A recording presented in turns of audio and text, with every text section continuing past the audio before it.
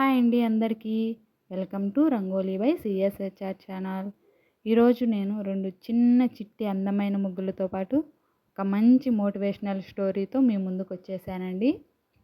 స్టోరీలోకి వెళ్ళే ముందు మన ఛానల్ని సబ్స్క్రైబ్ చేసుకొని వాళ్ళు సబ్స్క్రైబ్ చేసి ఈ వీడియోని లైక్ చేసి షేర్ చేసి కామెంట్ చేయండి ఫ్రెండ్స్. ఒక చిన్న ఊరిలో సిరి అనే అమ్మాయి ఉండేది. తను చాలా మంచిది, చాలా కళలు ఉండేవి తనకి. కానీ సిరి ఇంట్లో ఒకటే మాట వినిపించేది, అమ్మాయిలకి అంత చదువు ఎందుకు అని. కానీ సిరికేమో డాక్టర్ అవ్వాలని కళ. కానీ పరిస్థితులు ఆమె డ్రీమ్స్ కన్నా పెద్దవిగా నిలిచాయి. ఇంట్లో డబ్బులు లేవు, చుట్టాలు సపోర్ట్ చేయలేదు, ఫ్రెండ్స్ కూడా స్లోలీ దూరం అయ్యారు.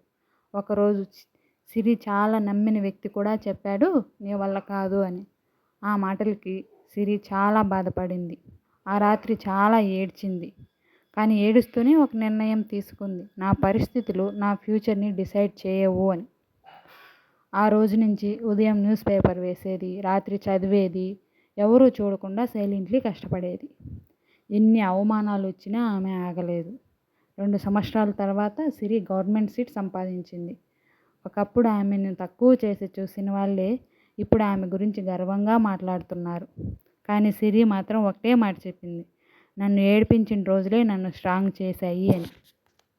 కాబట్టి ప్రతి అమ్మాయి గుర్తుపెట్టుకోవాల్సిన విషయం ఒక్కటే, నిన్ను ఎవరైనా తక్కువగా చూసినా నువ్వు నిన్ను తక్కువగా చూడకు.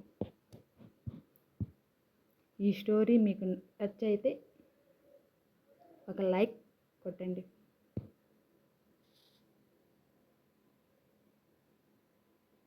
వీడియో లాస్ట్ వరకు చూసిన వారందరికీ థ్యాంక్ యూ.